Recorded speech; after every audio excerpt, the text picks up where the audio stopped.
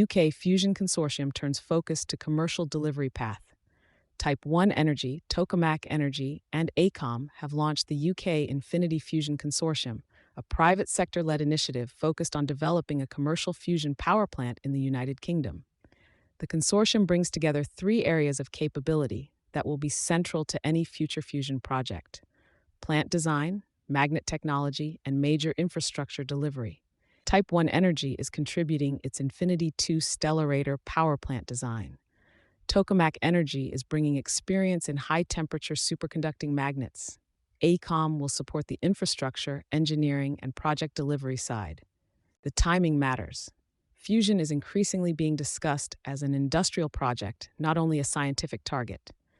The UK government has committed more than $2.5 billion, $3.38 billion USD to the sector, published a new fusion strategy, and continued to strengthen cooperation with the United States on fusion research and development. For the consortium, the aim is to build a credible route from technology development to project execution. That means looking beyond the physics challenge and addressing the commercial pieces that will decide whether fusion can move onto the grid: siting, permitting, supply chains, construction planning, finance, offtake, and long-term delivery risk. The UK project will draw on Type 1 Energy's Infinity 2 fusion plant, planned for the Tennessee Valley Authority's Bull Run site in the United States. That project is targeted for commercial operation in 2034 and gives the UK consortium a live reference point for engineering, supply chain planning, and first-of-a-kind deployment. AECOM is already working with Type 1 Energy on the TVA project, which could help transfer delivery lessons from the US program into the UK market. For an industry still moving from prototype thinking to power sector planning, that practical experience may be as important as the reactor design itself. UK Fusion Strategy meets industrial supply chain planning. The UK Infinity Fusion Consortium also reflects a wider shift in the fusion market.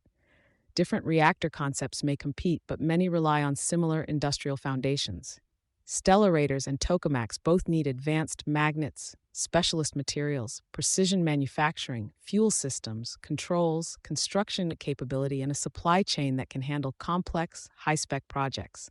That overlap could be important for the UK. The country's STEP fusion program has already helped develop expertise in magnetic confinement fusion, regulation, site development, and supply chain readiness. The new consortium is positioning its work as complementary to STEP, giving UK suppliers another route into commercial fusion deployment. Tokamak Energy's magnet role is central to that link. Its work on high-temperature superconducting magnet systems has relevance across several fusion designs, not just tokamaks. Its involvement in STEP magnet systems also gives the consortium a connection point between public sector fusion programs and private sector delivery models. For AECOM, the project is less about fusion hype and more about applying established infrastructure discipline to an emerging energy technology. A fusion power plant will still need familiar project fundamentals: grid connection, construction sequencing, cost control, planning approvals, procurement, environmental assessment, and risk management. That is where the sector's next challenge sits. Fusion has made technical progress, but commercialization will depend on whether developers can turn that progress into bankable projects.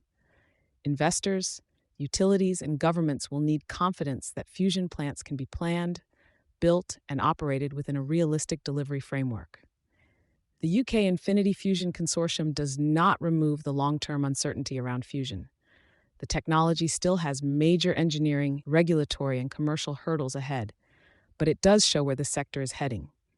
Fusion is being treated as potential infrastructure, with private capital, supply chains, and project delivery now becoming part of the story.